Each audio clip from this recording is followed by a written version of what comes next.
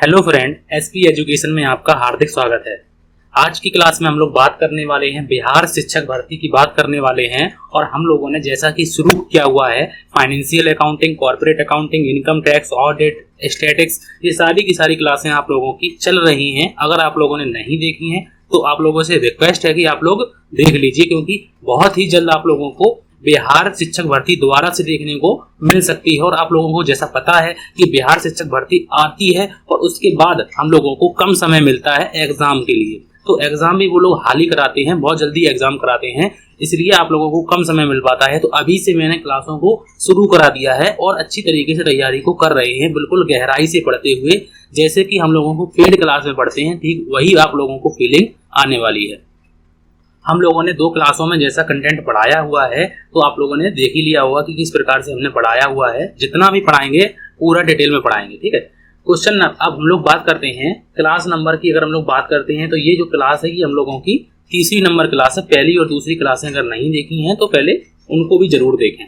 आज की क्लास में हम लोग करने क्या वाले हैं उसको थोड़ा सा देख लेते हैं कि हम लोग इन बहुविकल्पीय प्रश्नों की बात भी करने वाले हैं। ये जो मैंने बहुविकल्पीय प्रश्न आप लोगों के लिए लिख रखे हैं, तो ये मैंने जैसा बोला था आप लोगों से कि जैसे ही चैप्टर कंप्लीट होने को आएगा हम लोग कुछ एमसीक्यू भी करने वाले हैं। जैसा कि मैंने क्वेश्चन भी लिख रखे हैं कि कौन से क्वेश्चन कौन से एग्जाम में आए हुए हैं, तो उनको भी मैंने टैग करके लिखा हुआ है कि कौन से क्वेश्चन है। जैसे ये टीजीटी 2011 में क्वेश्चन आया हुआ था, और जैसे बात करते हैं हम लोग टीजीटी 2011 में एक और क्वेश्चन आया हुआ था, टीजीटी 2013 में एक क्वेश्चन आया था। तो इस प्रकार से हम लोगों ने क्वेश्चनों को लिख रखा है। सारे के सारे क्वेश्चन इस प्रकार से हैं कि कहीं ना कहीं किसी न किसी एग्जाम में जरूर पूछे गए हैं, तो मैंने उनको लिखा हुआ है। अगर हम लोग बात करते हैं तो हम लोग थोड़ी सी हम लोगों की क्लासें और हैं, जैसे मान लो लेखांकन के हम लोग लाभ देखने वाले हैं। अगर हम लोग बात करते हैं तो क्लास की, जैसे मान लो हम लोगों ने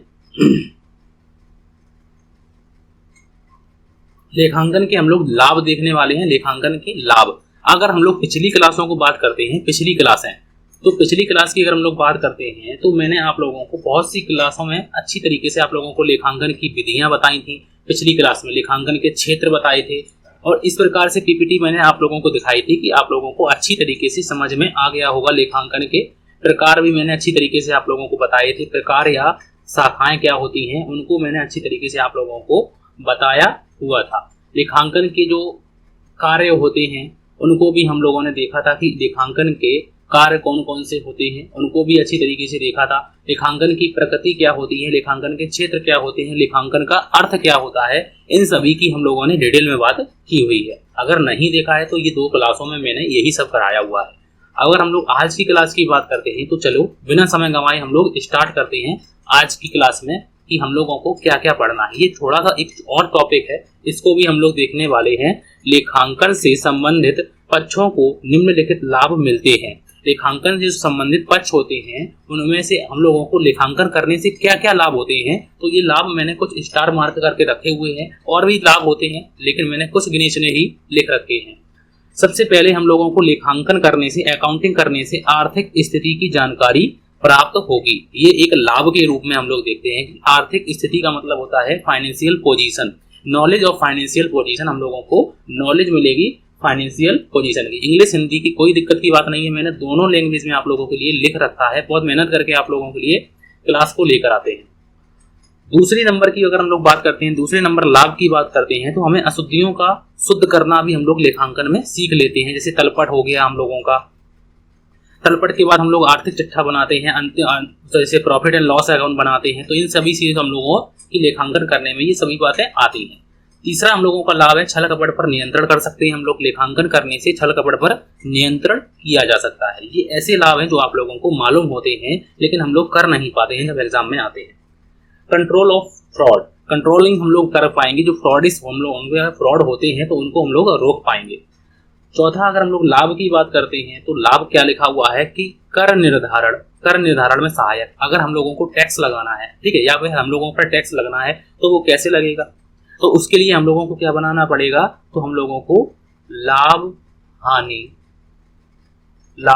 खाता बनाना पड़ेगा, व्यापारिक खाता बनाना पड़ेगा, व्यापारिक खाता बनाना पड़ेगा, व्यापारिक खाता बनाना पड़ेगा। तभी तो हम लोगों को जानकारी प्राप्त होगी, तभी तो लोगों को जानकारी प्राप्त होगी कि कंपनी ने कितना लाभ कमाया या कितना हानि कमाई है, तो इनको हम लोग कर निर्धारण में ये सहायता करती है। उसके बाद ये भी एक लाभ है, व्यापार का उचित मूल्यांकन करने में भी हम लोगों का लेखांकन सहायक होता है। उसके बाद वैधानिक मान्यता, लीगल रिकॉग्नाइजेशन, मतलब इसमें हम लोगों को वैधानिक है, ये जो लेखांकन हम लोग करते हैं वो वैधानिकता में भी काम में आता है। जैसे कोई मतलब हम लोगों को कोई बात हो जाए तो उसमें ये वैधानिक है, लीगल है। उसके बाद और भी लाभ हैं, उनको भी देख लेते हैं। ख्याति के निर्धारण में सहायक, ये जो है ये ख्याति के निर्धारण में भी सहायक है। Helpful of determine of goodwill, की ख्याति को निकालने में भी ये सहायता करते हैं।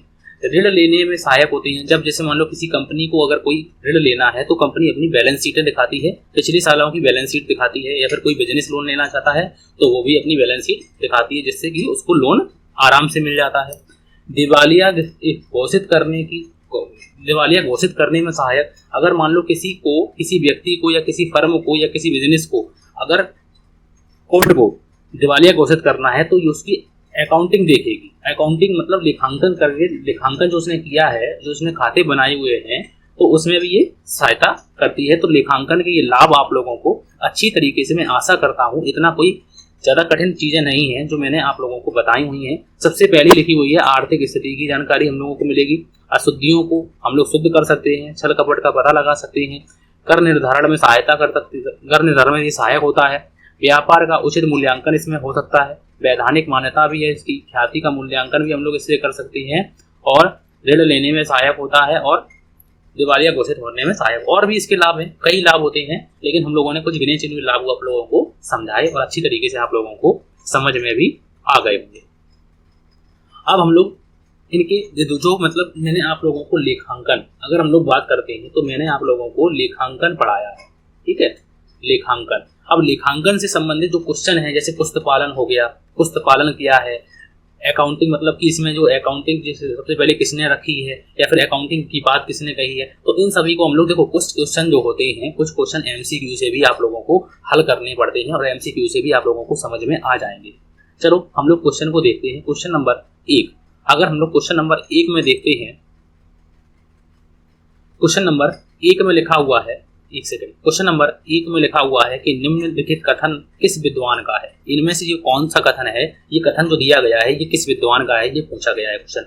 ये भी क्वेश्चन एक बार पूछा गया था कि बुक कीपिंग वह नींव है जिस पर वर्तमान व्यापार का ढांचा है, ढांचा जो है वो ठहरा हुआ है। तो ये बात किसने कही थी? BG बिक्री साहब ने कही थी, मैनहार साहब ने कही थी, ओल्ड कैसल साहब ने कही थी, या फिर इनमें से कोई नहीं। तो इसका सही आंसर आप लोगों को बताना है कि इसका सही आंसर क्या हो जाएगा। निम्नलिखित कथन किस विद्वान का है? बुक कीपिंग वह नींव है जिस पर वर्तमान व्यापार का ढांचा ठहरा हुआ है। तो ये बात किसने कही थी? तो ये बात जो कही थी वो कही थी BG बिक्री साहब ने कही थी। तो इसका राइट आंसर क्या हो जाएगा? ए ऑप्शन बिल्कुल सही आंसर हो जाएगा। ए ऑप्शन बिल्कुल सही आंसर हो जाएगा। कुछ बातें मुझे आप लोगों को लिख के भी समझानी है, तो उनको भी हम लोग देखेंगे, ठीक है। तो ये मत सोचिए कि हम लोग, मैं पूरी अकाउंटिंग अच्छी तरीके से आप लोगों को पढ़ाने वाला हूँ। नहीं तो अगर आप लोग देखना चाहते हैं तो कॉर्पोरेट अकाउंट देख लीजिए, अगर आप लोगों को नहीं देखना है तो इनकम टैक्स देख लीजिए। मैंने जितना भी पढ़ाया ना, तो मैं डिटेल में पढ़ाता हूँ, ठीक है। सैलरी को मैंने मतलब कम से कम आप लोगों को सैलरी जो क्लास ली है, सैलरी की, इनकम फ्रॉम सैलरी की, वो मैंने कम से कम 5-6 क्लासों में ली हुई है। तो आप समझ जाइए कि मैं कितनी डिटेल में आप लोगों को पढ़ाने की पूरी कोशिश करता हूँ। ऑडिटिंग की बात करते हैं हम लोग, ऑडिटिंग तो हमने MCQ चालू कर रखा है। जब आप लोग कमेंट करेंगे तो मैं उसमें डिटेल में भी आप लोगों को करवाने की क्षमता रखता हूँ, ठीक है।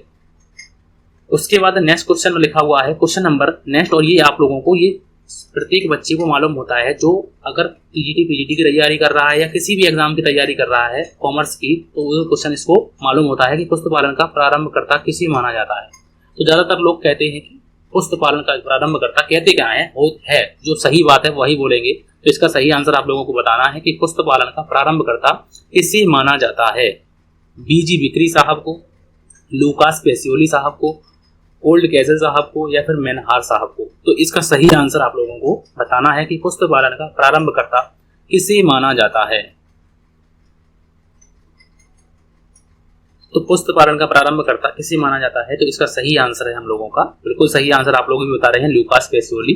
तो ये बिल्कुल सरल क्वेश्चन था, लेकिन मैं देखो सरल भी कराऊंगा, कठिन भी कराऊंगा, लेकिन स्टार्टिंग में सभी करने पड़ेंगे। देखो हम लोग रॉयल्टी को भी पढ़ेंगे, ठीक है, रॉयल्टी को भी पढ़ेंगे अच्छी तरीके से, फाइनेंशियल अकाउंटिंग में पढ़ेंगे, रॉयल्टी है, हायर परचेज सिस्टम है, जो भी है सारा का सारा फाइनेंशियल अकाउंट पढ़ने वाले हैं। घबराइए नहीं, कोई दिक्कत की बात नहीं है, आप लोग बिल्कुल सही चैनल पर हैं। उसके बाद नेक्स्ट क्वेश्चन, और नेक्स्ट क्वेश्चन में लिखा हुआ है, क्वेश्चन नंबर 3 में लिखा हुआ है कि हिसाब किताब की पुस्तकों में निश्चित नियमों के अनुसार लेखा करने की विधि को क्या नाम देते हैं? क्या नाम देते हैं? इसका सही आंसर आप लोगों को बताना है। उसे अंकेक्षण कहते हैं, या फिर पुस्तपालन कहते हैं, या फिर लेखांकन कहते हैं, या फिर ये सभी कहते हैं। तो इसका सही आंसर आप लोगों को बताना है कि हिसाब किताब की पुस्तकों में निश्चित नियमों के अनुसार लेखा करने की विधि को क्या कहते हैं। तो जब मैं आप लोगों को अगली क्लास जब पढ़ाऊंगा, क्लास नंबर 4, तो मैं आप लोगों को कुछ बातें एक्स्ट्रा भी बताने वाला हूँ। एक्स्ट्रा का यही अकाउंटिंग के 2 पार्ट है, पुस्तपालन को बताएंगे, दोहरा लेखा प्रणाली को बताएंगे, ये सारी की सारी बातें आप लोगों को बताएंगे। फिर भी आप लोगों को मालूम है, मुझे पता है, लेकिन हम लोग फिर भी बताएंगे, ठीक है। तो आप लोगों को इसका सही आंसर जो है वो आप लोग बिल्कुल सही आंसर दे रहे हैं। बी ऑप्शन बिल्कुल सही आंसर हो जाएगा, बी ऑप्शन, ठीक है, बी ऑप्शन बिल्कुल सही आंसर हो जाएगा। हो सकता है आप लोग ये सभी ऑप्शन कर रहे हो, लेकिन नहीं, हिसाब किताब की पुस्तकों में निश्चित नियमों के अनुसार लेखा करने की विधि को क्या कहते हैं? पुस्तपालन कहते हैं। उसके बाद नेक्स्ट क्वेश्चन, और नेक्स्ट क्वेश्चन में लिखा हुआ है, क्वेश्चन नंबर 4 में लिखा हुआ है कि वित्तीय स्वभाव के सौदों एवं घटनाओं के मौद्रिक रूप का लेखा करने व वर्गीकरण करने तथा सूक्ष्म बनाने की विधि को क्या नाम देते हैं?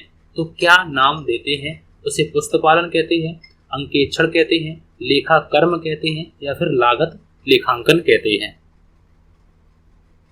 इसका सही आंसर आप लोगों को बताना है कि इसका सही आंसर क्या हो जाएगा।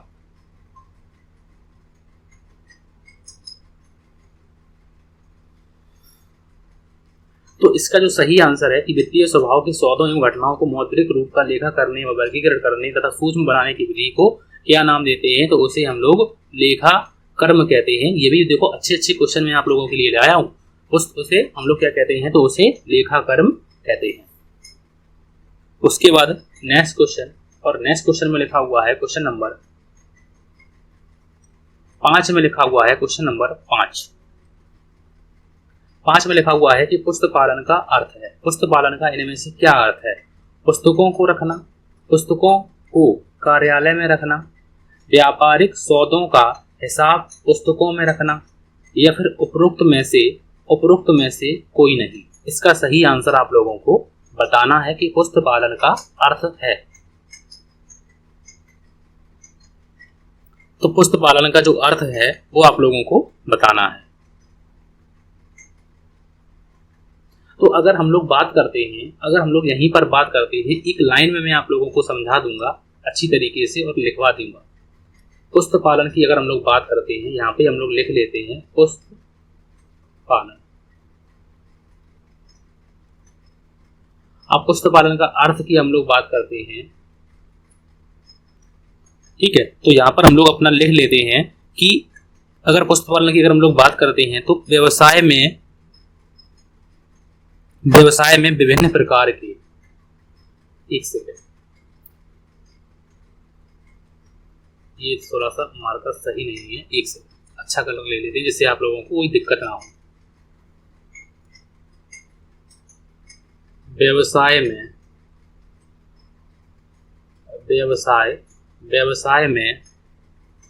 विभिन्न प्रकार के लेन देन, व्यवसाय में विभिन्न प्रकार के लेन देन, विभिन्न प्रकार के लेन देन के खातों, विभिन्न प्रकार के लेन देन के खाते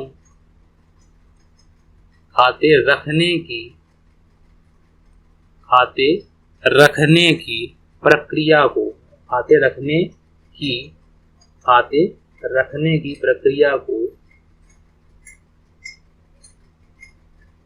की प्रक्रिया को पुस्तपालन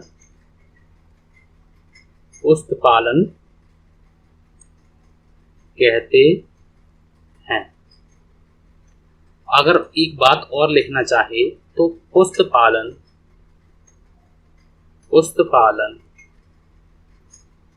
पुस्तपालन लेखांकन का पुस्तपालन लेखांकन का भाग है। ठीक है, तो मैंने आप लोगों को लिखा दिया है, तो इसका सही आंसर क्या हो जाएगा? तो इसका सही आंसर सी ऑप्शन बिल्कुल सही आंसर हो जाएगा कि व्यापारिक सौदों का हिसाब पुस्तकों में रखना या लिखना। तो यही हम लोगों का व्यवसाय में विभिन्न प्रकार के लेन देन के खाते रखने की प्रक्रिया को पुस्तपालन कहते हैं। पुस्तपालन लेखांकन का भाग है। 6वां नंबर क्वेश्चन लिखा हुआ है आपकी स्क्रीन पर कि पुस्तपालन का सर्वप्रथम प्रयोग हुआ था।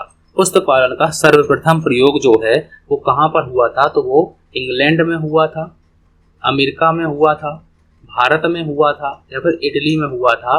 तो बिल्कुल सही आंसर आप लोगों ने लगाया हुआ है कि पुस्तपालन का सर्वप्रथम प्रयोग कहाँ पर हुआ था? तो वो इटली में हुआ था। कब हुआ था? 1400, अगर हम लोग सन की बात करते हैं तो सन की बात करते हैं 1494 ईस्वी में।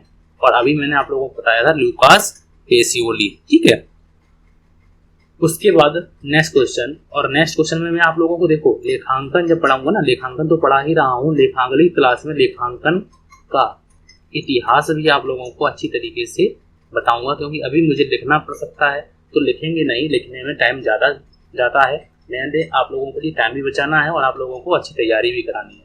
तो लेखांकन का इतिहास भी अगली क्लास में लेकर आएंगे, सारा का सारा लेखांकन का लेकर आएंगे और फिर उसके हम MCQ भी करने वाले हैं। क्वेश्चन नंबर 7 में लिखा हुआ है कि दोहरा लेखा प्रणाली के प्रतिपादक का नाम क्या था? अगर पुस्तपालन की बात करें चाहे दोहरा लेखा प्रणाली की बात करें तो इसका नाम जो है वो सही आंसर क्या हो जाएगा? तो इसका भी आंसर सही आंसर हो जाएगा लूकास पेसियोली। तो इसका सही आंसर लूकास पेसियोली साहब हो जाएगा। क्वेश्चन नंबर अगर हम लोग 8 की बात करते हैं, क्वेश्चन नंबर 8, अब 8 नंबर क्वेश्चन में लिखा हुआ है कि लूकास पेसियोली द्वारा लिखित पुस्तक का नाम क्या था? लूकास पेसियोली द्वारा लिखित पुस्तक का जो नाम था वो अर्थशास्त्र था, लेखांकन के तत्व था या फिर डी कंप्यूटिव स्क्रिप्ट था या फिर उपरोक्त में से कोई नहीं। तो इसका जो सही आंसर है वो आप लोगों को बताना है कि लूकास पेसियोली द्वारा लिखित जो पुस्तक का नाम है वो डी कंप्यूटिव स्क्रिप्ट था। तो इसका सही आंसर सी ऑप्शन बिल्कुल सही आंसर हो जाएगा। और कब इन्होंने किया था? 1494 में इटली के वेनिस नगर में ये पुस्तक प्रकाशित की गई थी। कहाँ पर? इटली के वेनिस नगर में ये पुस्तक प्रकाशित की गई थी।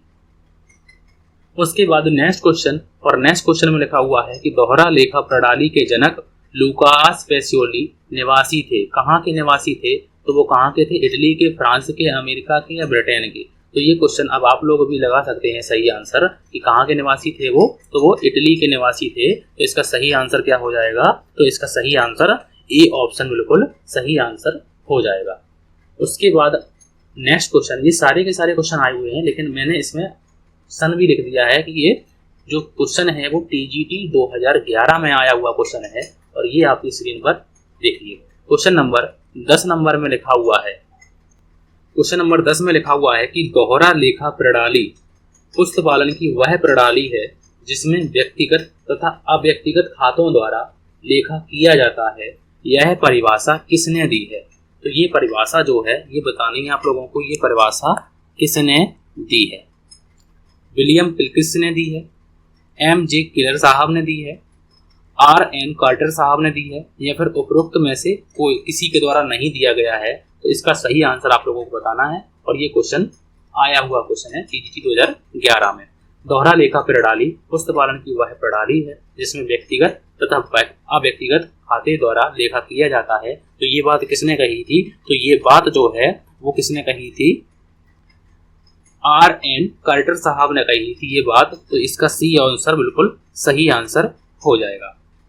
उसके बाद नेक्स्ट क्वेश्चन भी हम लोगों का देखते हैं और नेक्स्ट क्वेश्चन भी आया हुआ क्वेश्चन है। और ये बात भी मैंने आप लोगों को डिटेल की क्लास में बताई हुई थी कि पुस्तपालन का कार्य जहाँ समाप्त होता है वहाँ लेखा कर्म का कार्य प्रारंभ होता है, और जहाँ लेखा कर्म का कार्य समाप्त होता है तो वहाँ से कार्य प्रारंभ होता है। तो ये पूछा गया है किसका कार्य प्रारंभ होता है?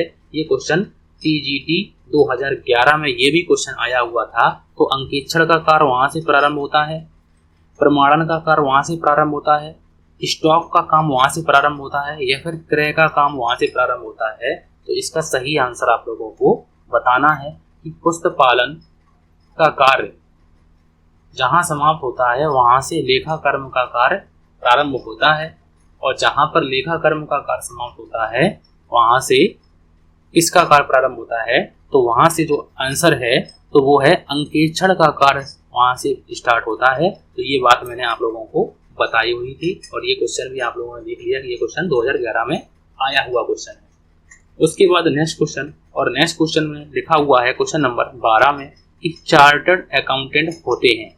अब चार्टर्ड अकाउंटेंट अगर आप लोगों ने करा होगा, मैंने आप लोगों की क्लास कराई हुई है, मैं आप लोगों को बीकॉम की भी पूरी क्लासें आप लोगों को ऑल सेमेस्टर की प्रोवाइड कर रहा हूँ, ऑल सेमेस्टर की। तो उसमें मैंने आप लोगों को एक सब्जेक्ट पढ़ा रहा हूँ, व्यवसायिक संगठन। तो व्यवसायिक संगठन में ये सारी बातें आप लोगों को पता चल जाएंगी। उस अगर आप लोगों ने नहीं की हुई है तो उनको भी आप लोग बीच बीच में देख लीजिए। कि ये मानते हैं आप लोगों ने बीकॉम एमकॉम सारा का सारा कुछ कर रखा है, लेकिन पढ़ने से कुछ नहीं होता। पढ़ने से अगर मान लो पढ़ते हैं हम लोग तो कोई दिक्कत की बात नहीं है, नुकसान नहीं करेगी वो, ठीक है ना।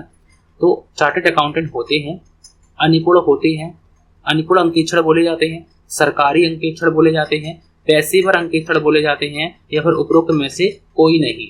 तो इसका जो सही आंसर है वो आप लोगों को बताना है। तो वो बिल्कुल सही आंसर जो है तो वो क्या हो जाएगा, तो वो बिल्कुल सही आंसर कि वो पेशेवर अंकेक्षण बोले जाते हैं। तो ये क्वेश्चन भी आया हुआ था क्वेश्चन, तो 2013 में ये क्वेश्चन पूछा गया था। उसके बाद नेक्स्ट क्वेश्चन, और नेक्स्ट क्वेश्चन में लिखा हुआ है क्वेश्चन नंबर 13 में लिखा हुआ है कि व्यावसायिक व्यवहारों के परिणाम स्वरूप मालिक की पूंजी में जिस मदों की वृद्धि होती है तो वह कहलाती है। तो वो क्या कहलाती है, तो वो व्यय कहलाती है, आय कहलाती है, आहरण कहलाती है, या फिर पूंजी कहलाती है। तो जिस मद में वृद्धि होती है तो उसमें हम लोग वृद्धि कब होती है, हम लोगों को अगर हम लोग बात करते हैं तो हमें वृद्धि कब होती है, तो जब हमें इनकम प्राप्त होती है तभी तो हमें वृद्धि होगी इनकम में। पूंजी में हम लोगों की कब वृद्धि होगी, जब हमें इनकम होगी। तो इसलिए राइट आंसर क्या हो जाएगा, बी ऑप्शन बिल्कुल सही आंसर हो जाएगा। और ये भी क्वेश्चन 2010 में आया हुआ क्वेश्चन था, टीजीटी 2010 में क्वेश्चन आया हुआ था। उसके बाद नेक्स्ट क्वेश्चन, और नेक्स्ट क्वेश्चन में लिखा हुआ है क्वेश्चन नंबर 14 में लिखा हुआ है, और आज का हम लोगों का ये आखिरी क्वेश्चन लिखा हुआ है कि निम्नलिखित में से कौन सूचनाओं की प्रक्रिया के रूप में लेखांकन का अंतिम चरण है। अब प्रारंभिक चरण भी पूछा जा सकता है और अंतिम चरण भी पूछा जा सकता है, तो उनको हम लोग देख लेते हैं कि कौन सा ऑप्शन बिल्कुल सही आंसर हो जाएगा। पहले हम लोग चरण भी देख लेते हैं कि कौन कौन से चरण हम लोगों के होते हैं। तो लेखांकन के हम लोग लिख लेते हैं, एक सेकेंड, लेखांकन के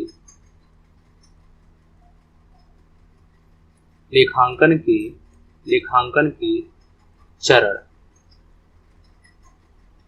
लेखांकन के चरण में सबसे पहले अगर हम लोग सबसे पहले की बात करते हैं तो सबसे पहले आएगा वस्तुओं एवं सेवाओं का लेन देन होगा। सबसे पहले क्या होगा, वस्तुओं एवं सेवाओं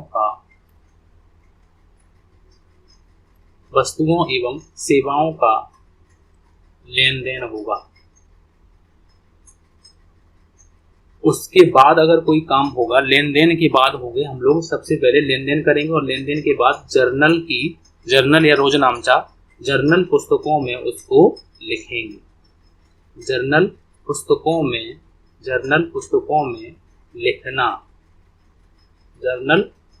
में उसको लिखेंगे। उसके बाद अगर हम लोग बात करते हैं तो जर्नल के बाद हम लोग क्या करते हैं, तो खाता बनाते हैं, खाता बही जैसे बोलते हैं, लेजर। खाता बही में खाता खोलना, खाता बही में खाता खोलना, खाता खोलेंगे। उसके बाद क्या करेंगे, खातों में क्या करेंगे, तो खातों की फिर हम लोग खाते बनाने के बाद उनके शेष निकालेंगे। शेष निकालने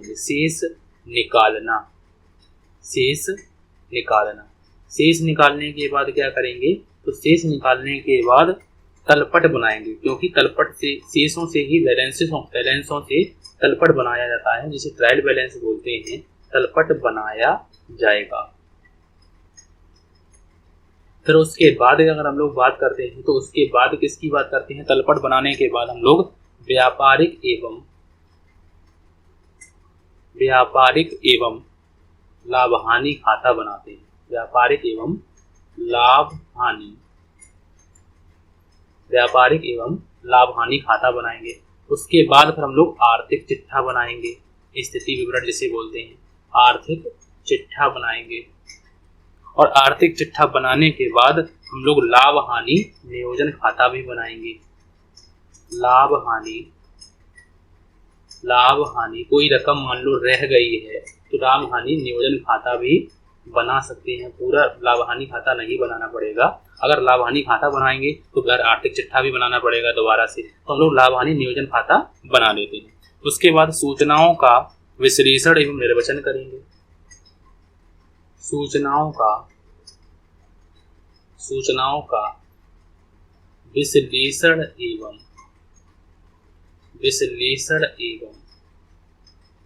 निर्वचन करेंगे। उसके बाद अगर हम लोग बात करते हैं तो निर्वचन करने के बाद सूचनाओं का हम लोग संप्रेषण करेंगे। सूचनाओं का संप्रेषण करेंगे। और सबसे लास्ट में करेंगे उचित निर्णय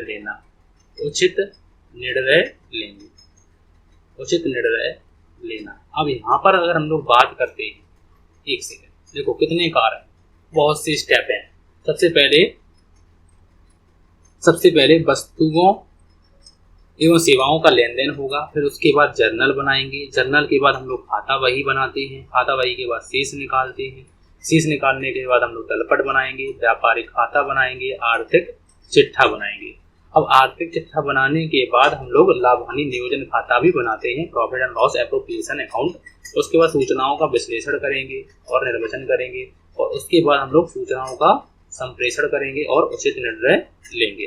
तो सबसे लास्ट अगर हम लोग कार्य की बात कर रहे हैं तो उचित निर्णय लेना सबसे लास्ट कार्य है। लेकिन यहाँ पर अगर हम लोग ऑप्शन की बात करते हैं तो सूचनाओं का विश्लेषण एवं निर्वचन करना, सूचनाओं का संप्रेषण करना, लेखा पुस्तकों में आंकड़ों का अभिलेखन करना, वित्तीय विवरणों के रूप में सारांश की तैयारी करना, तो ये सभी इससे ऊपर के कार्य हैं। तो अगर हम लोग उचित निर्णय लेना ये कार्य नहीं है तो उसके ऊपर का हम लोग अगर कार्य देखते हैं तो ये कौन सा ऑप्शन हो जाएगा, बी ऑप्शन बिल्कुल सही आंसर हो जाएगा। मैंने एक एक करके पूरे पॉइंट आप लोगों को अच्छी तरीके से चरण पूरी, इससे ज्यादा डिटेल नहीं हो सकती, ठीक है।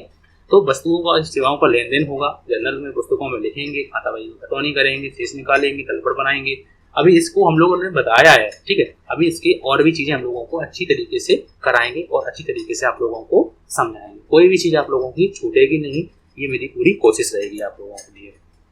तो आज की क्लास आप लोगों को कैसी लगी, मैंने आप लोगों को किस प्रकार से पढ़ाया, तो अच्छी लगी तो प्लीज आप लोग लाइक जरूर कर दिया करें। और अगर चैनल पसंद आया है तो आप लोग उसको सब्सक्राइब भी कर लें, क्योंकि मैं आप लोगों को ऐसे ही आगे क्लासें, पूरी बिहार की क्लासें आप लोगों को अच्छी तरीके से कराने वाला हूं। और मैं पूरी एग्जाम तक कोशिश करेगी कि मैं पूरा आप लोगों को सिलेबस कर लूँ। देखो सुनना चाहते हैं आप लोग, प्लीज इसको लाइक कर दीजिए और मैं आप लोगों के लिए ऐसे ही आगे वीडियो बनाता रहूंगा। अगर आज की क्लास अच्छी लगी तो प्लीज लाइक जरूर करें। तो आज की class thank you for watching.